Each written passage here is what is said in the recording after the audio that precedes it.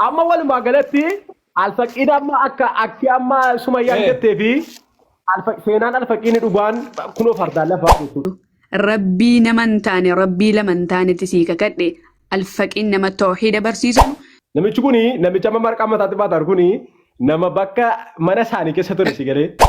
Sana jedhusi alfaqiin nama rabbiin gabbaraa ture, nama rabbitti waan qiddeensine, nama toohida irratti guddateedha, nama toohida barsiisaa ture, nama islaamummaa barsiisaa ture jechuudha.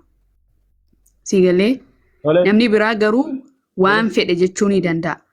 Ammootu warreettan maqaa suufiyyaa himataa isaantu haajaa nuu baasa. Isaantu akkana ta'a jedhu jara dura dhaabbachuu qabna.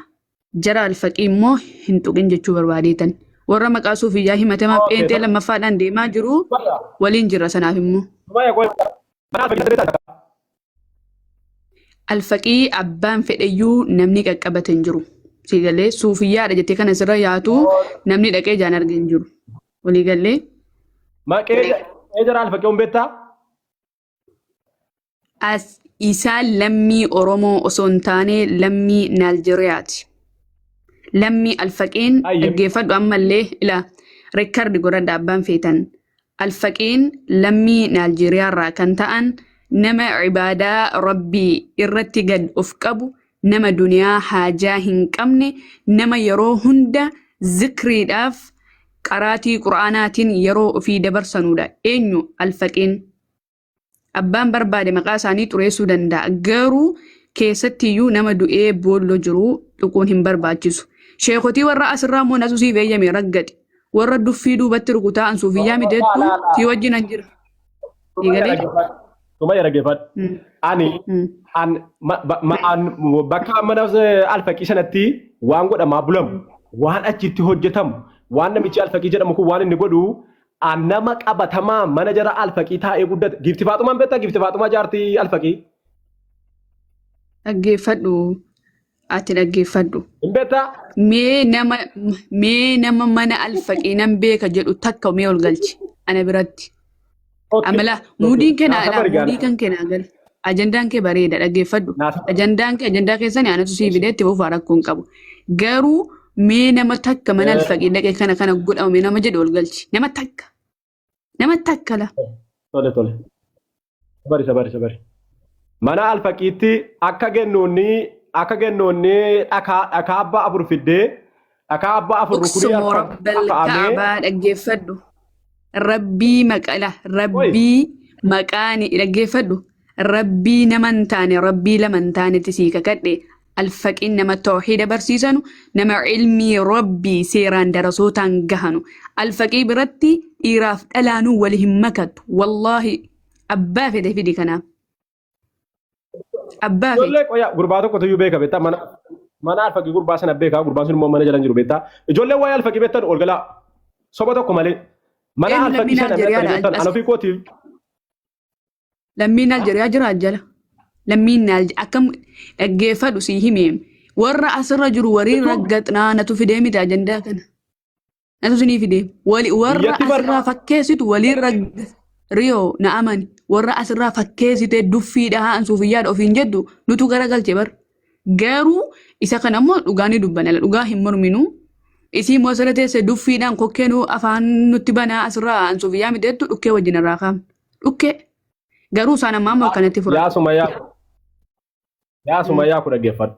Alfaqii jechuun nama ofii isaaniitti nama jinnii gabbaraa turan. Wallaahi alfaqiin nama dhaggeeffadhu.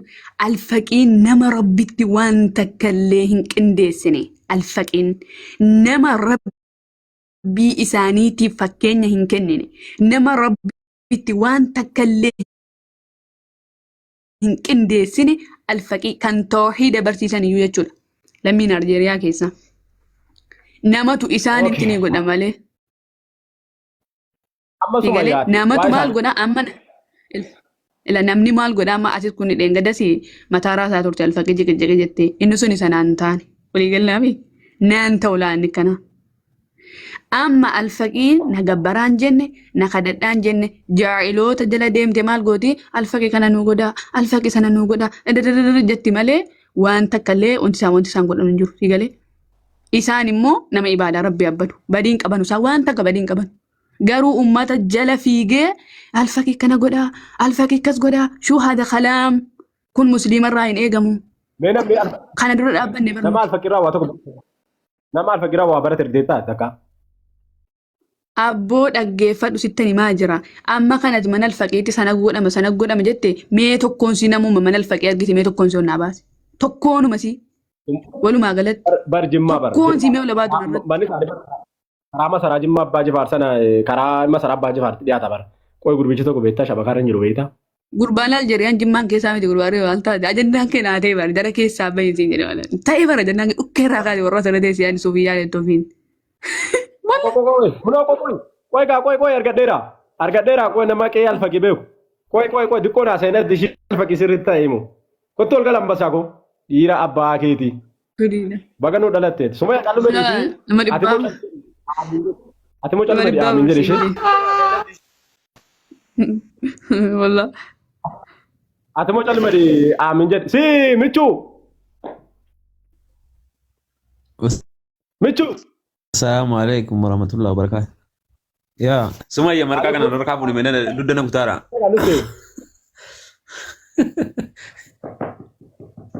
Laa ani ammas irraa bu'a dhaggeeffadhu Riyoo ajandaan kee naa ta'e garuu nama qabrii jiru hayaa qaba ulfina qaba kabaja qaba sii galee nama qabrii jiru dhiisi warreettana sirra duffii Nama qabrii michuu qoy nama qabrii jiru dhiisiiti hangafata lafa jiru yoon tunnunuti. michuu jidduu kootiif jidduu boyni obsi jidduu kootiif jidduu Riyoo osa tumti atumti usi Riyoo atumti usi dhaggeeffadhuwan ilaa nama qabrii jiru dhiisi kan asirra teessee duubaan duffii nuti cafacafaa asii nuftee akkana jettu dhukkeerraa kaasinatu siin jedhe sii wajjin hin jira takkan jirtu ustaazotiin higalee garuu warra akkanaa hin tuqini haqiiqaa jaraa baasuun dirqama sii galee haqiiqaa jaraa baasuun dirqama garuu warreettan asirraa xaaqiyyaa orongaalee mataatti marattee suufii yaadattee daqiiqaa 5 viidiyoodhaan of urguftu dhukkeerraa kaasi natu siif eeyyame gaadi gombisi dhukkeerraa kaasi garuu warra qabrii jiranuu fi warreettan akkanaatti haqiiqaa jaraa toon bariin ittiin bu'ini akkasii qaalii kun fataa moo jedhi jabaadhu ajandichi bareedaatti ofi akkasii dubbiin kanuma. Ooyiko ayyee galatomi warra durii immoo akkatti urgufamaa turre yoo haasofne yookiin saasaa. Sasa durii gadi kaamnaati seenaan alfaqii akka tokkoon gadi tatarsaa. Anki isaan guuttadee qabaa waggaa fagoon sun akkasii Riyoo seenaan ilaal haqiiqaa saba baruu barbaadde sheekota gaafadhuu bari nama beekaa qoosaanii fi ajandaan ati kaafte bareeda diigalee itti buufadhu ajandaa kee garuu qoosaadhaa fi isa kaan wal keensan fidin jara asirraa immoo raggati natu siin jedhatu siin jalqabeemi jabaadhu asirraatti garuu kijibaan wal hintaniin godhina. kijibaa walirra kaa'uun hin ta'u maaliifi rasuulli sallallahu alaihi wasallam qoosaafillee hin sobinaan hin jedhani qoosaafillee hin sobini ajandaa isa kaan immoo dhukkeerraa kaase bala'uun siin jedhaanu gaafa sana fasaa baluu kana booda. Amma qisaa alfaqii amma ati alfaqii nama dhugaadhaan rabbiin nama gabbaraa ture jettee seenaa isaanii bicuu si waa lamman tokko irraa lafa siikee keenya si jedhee namichi kuni namicha amma marqaa mataatti baatan kuni nama bakka mana isaanii keessa ture si galee giftii Faatuma lamtiisi obsi Riyoo obsi ani hin jaalladhu kijiban jaalladhu hayyee michuu nama maaddii giftii Faatumaa birrii 10 bitee irratti qaamaa ture bara michuu dhaggeeffadhu dhaggeeffadhu amma imaamni ayyee baruu si dhaggeeffannaa ko imaamni Anwaar masjidii Finfinnee keessaa guddichi Itoophiyaa sun ollaa keenya bar jara 60 jedhamanii obbolaa nama 60 jedhu. La argila Riyoo warra gangabeef akkana iyyaa. La hin ta'u namatti kijibu. Ogaan dhaggeeffannaa mucattiin kun hayyuudhaa koo dhaggeeffannaa Ridoo. Qoosaadis Riyoo qoosaadis michuu maqaa alfaqii dhugaa haga kaakayyuutti naamime. Maqaa isaanii dhugaa. Maqaa alfaqii dhugaa haga kaakayyuutti naafime. Yaa. Riyoo uskut. Riyoo anga sadii bani maan anga sadii alfaqii amadu mara balabbaasire. Abboo balabbaasiin maaltu geessee miti maqaa alfaqii ka dhugaa naafime.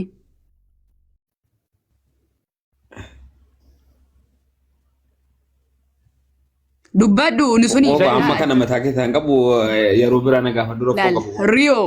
Riyoo dhaggeeffadhu riyoo kiyya riyoo laasi jaalladha sika jidduu kootiif kee nama tokko iyyuu hin galchu bara maaltu nama dhibe ajannaa kee mokki godhati jidduu kootiif kee harmeen kee duruu dandeettu laal dhaggeeffadhu. Sigale garuu nama waa'ee walii galtanii tu amma walii gallaan rakkoo hin qabu. Ani finni tokko barra maaltu nama galchu jidduu keenya hin galina garuu waan hin beekne hin laaqinaa sigalee michuu nama maqaa isaa dhugaan beekne akkamitti irraa dubbatta riyoo akkamitti gurra kee irratti na.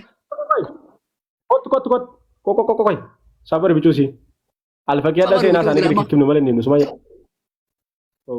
Mee riyoo atumti qoy mee riyoo numan gaafadda riyoo dhumti didichaa jira riyoo suman gaafadda mee maqaa alfaqee dhugaa naa himi mee atumti kun. Salaam alaikum. Yaa boleetti. Kun bitti nama Naajeeriyaa irraa biyya keenya dhufe. Waalaikum assalaam wa rahmatullah. Ilaa. Riyoo hin iyyini riyoo. Moolidee keenya takka amanan bullee waa'ee foon jaallachuu akkuma adurree jechuun uffataa fi kun akkuma culullee itti saguraan.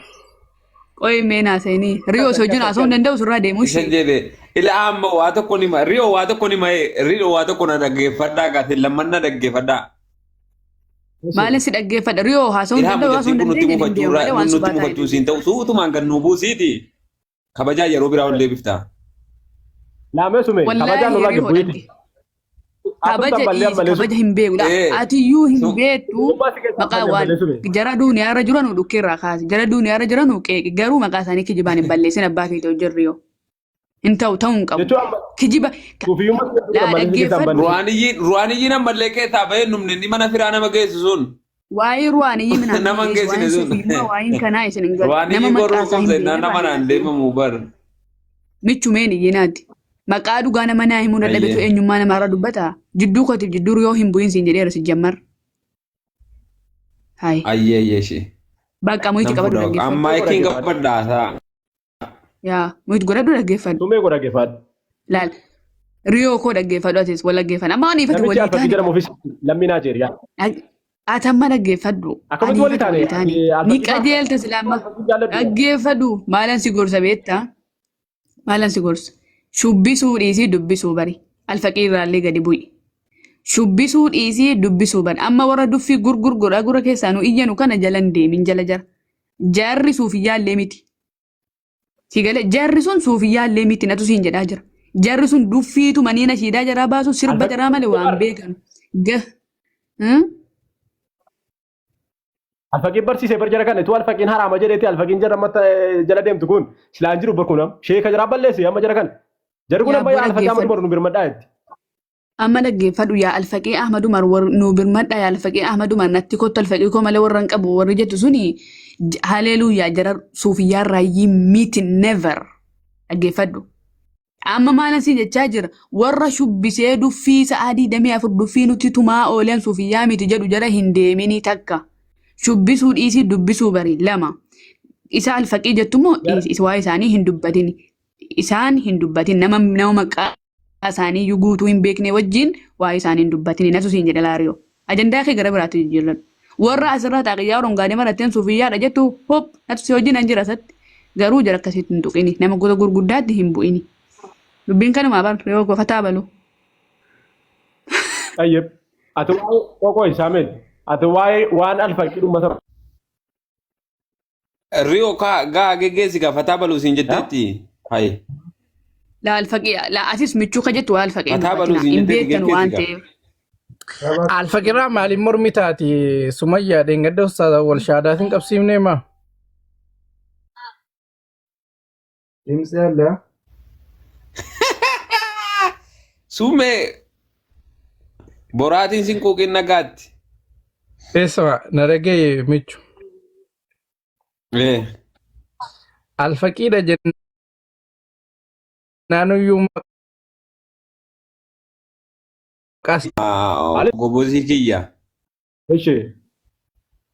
Marhaba. Ati ijoollee Jimmaati? Jimmaan addaadha. Naaddaadha ayyee karaa naaddaa kanammoo sheekota illee. Riyoo ati sarboodha miti? Sarboodha. Dooraan beektu? Dora sirriitti hin beekamu malee maana mana. Doorama tajaboo. Hundee dooraatti ka. Eeshi okay tayyib. Jara najiboo biraati.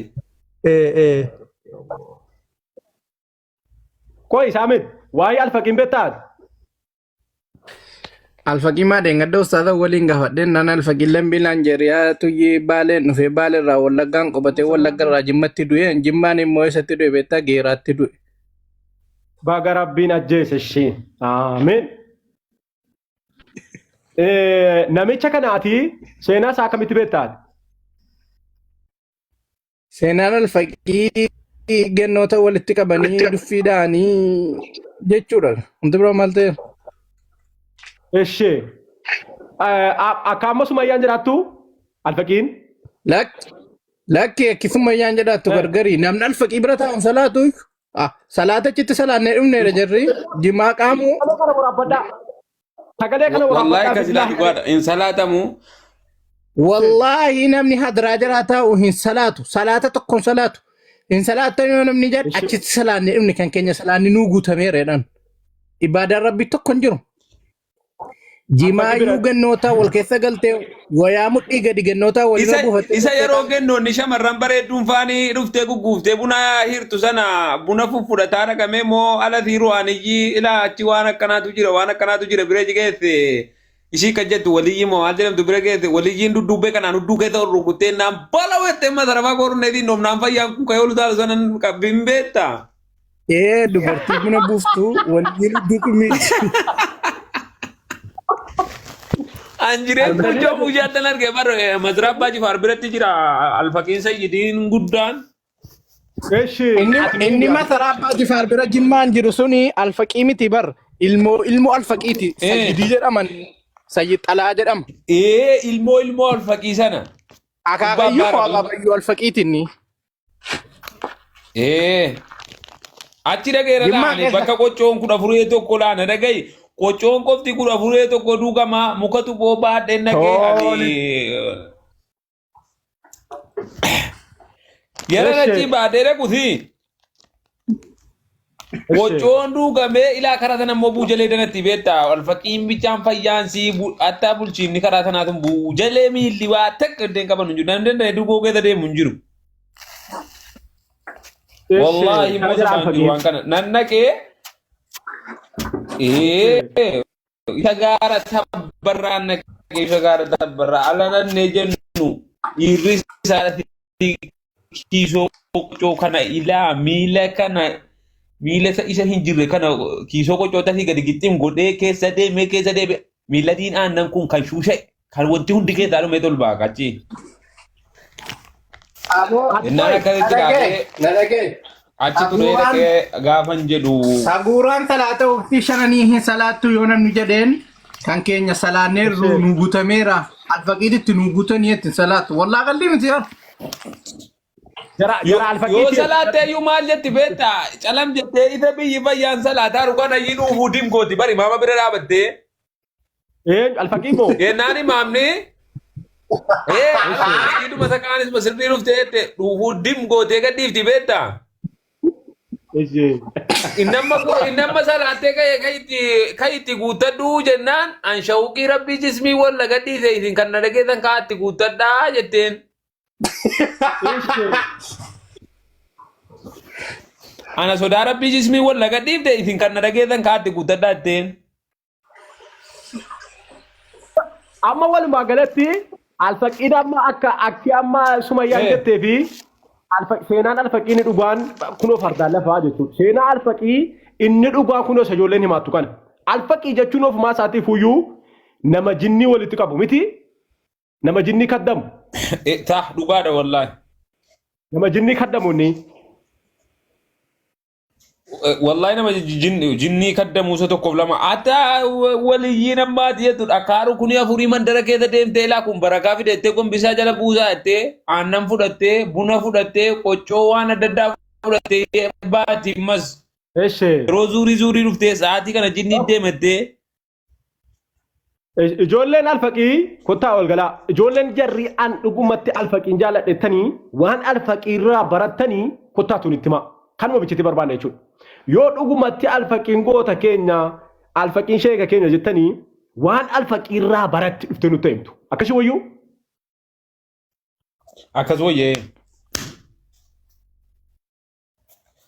an alfaqii jennaan ilaa mana alfaqii deemeeraan akaakilee kan qabriin jaraa jechuudha manni irratti ijaaramee sarboo keessaa maantaan jira laa jara 60 jennaan fayyaan jaraa suufiyyaadha qabrii immoo isa waggaa 400 olii jira barmaa ittala kan manni irratti ijaarame qorqorroo luukii 120 qorqorroo inni durii hin shaagganne sun ilaa kifilii aan deemame daawwatama ilmi jara 60 sun immoo Anwaar Masgiidii salaachisa Finfinnee keessa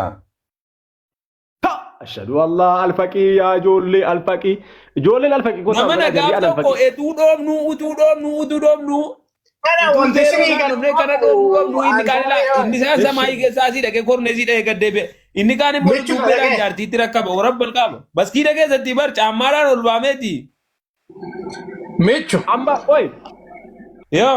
oi jarattiin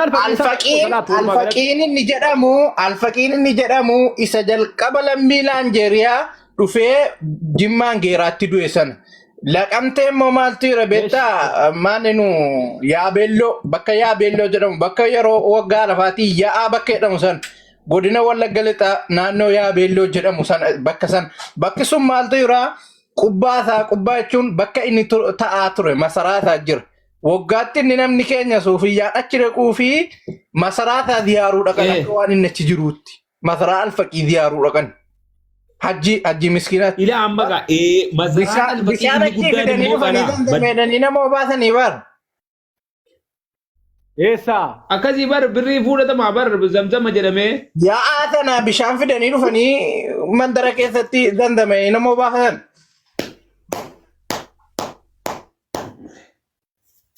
okay amma qoy jarri waan akkanaa godhan kun suufiyyaanuma miti ma ammoo fi jarri kun ofii suufiyyaanuma miti ma Suufiyyaa qillixxeedha jedhu waan akkanaa godhan wayee. Ole kottu ol gadi Abboo qaccee alfaqiiti moo maal alfaqiiti jennaani ijoollee sassabiyyii kana kaatee guddifamteetu mata dureetti kaddamamti bar. Nana gahe alfaqiin isa Naanjeeriyaadhaa dhufe. Ilmoon alfaqii immoo maal jedhama beektaa sayyidii maqaa sayyidii kennamaa ilmaan alfaqiiti. Alfaqiin namicha Ahmaduma sayyidii sana an sayyidoo jennaan alfaqii Ahmaduma jennaan gurbaanni tokko sayyidoo jennaan bicuusiit akkanatti mata dureetti guddifamti beektaa.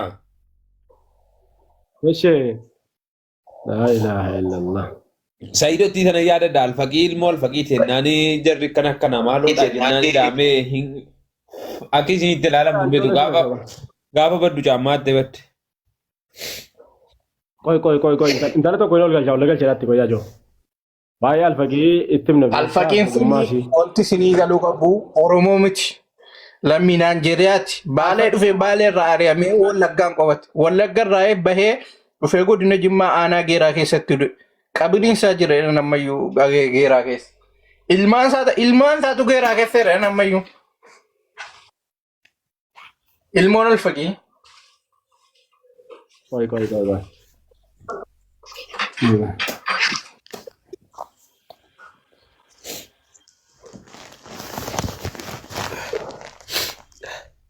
Bagana kaatutte dureetti. Bagana jaannu eddan ijoollee alfaa. Lakki wallaahi nuti ijoollee alfaati miti. Alfa lama keessa bar. Asumaanuu isin hundinuu baguma ela asumaanuu dhaamsan isinii qaba isin hundinuu durumaan asumaanuu baga baatan isiniin jedha isin warra nu mancaasaa ture warra nama Wallaahi siin amma alfaadhaattu suni dirree moodilaa keessatti durummaa siin dhabde mee gaafadhu darasaa yookaan shaguuraa durummaa irraa fudhateeti kanarra gaafadhu mee. Warra balqaabaa wanti kun immoo shamarran illee na gaafadhaa bakka kanatti. Shamarran illee achi keessatti durbummaa dhabdi gennoonni babbareenni etuu shubbiftuu dudduubbeedhaan namni itti guura warra balqaaba ruwaaniyyoota itti guura warra intinaa keenya akkanan kaanee Jaartiidhuma namaa yoo tutte jaalala jira jennaan rakkoo tokko hin qabu yoo sii kennite jaalala muhabbaadha. Muhabbaadha jennaan koo keessa kaa'attee jaartii namaa sanii gama sanaa achiin taa'uyyuu muhabbaadha jennaan sarbaa keessa kaa'attee dudduubbeedhaan harkaan dudduubbee kanaan olitti dhaateesse wallaaha laatii mana achitti keessatti qaamaa ture. Asumaanuu Suufiyaa namti jedhu kun suufiyaa bakka bu'a. asumaanuu sin bakka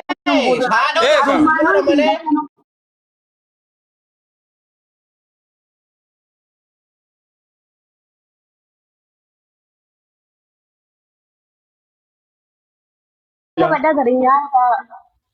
Isin hundinuu maakii qabaddaatiin sobdanii ilaa ammaa nyaataa dhuftanii isin warra maqaanuu nyaataa ture baganu keessaa kawakkafamtanii iyyuu isin warra Yes, maana dhagaye. Bakka alfaqiin hin jirretti barru yoommoo namni moolida waamame moolidni sun kan alfaqiin hin dhanne ta'e moolidni sun sirrii miti. Lallabamaadha lammeessa kennamu. Sirraan gaafii qaba yoo duraan dhugumaadhaan suufiyyaa turte alfaqii maalitti beektaa yookiin akkamitti beektaa alfaqii jechuu. Akkamitti beektaanii yookiin.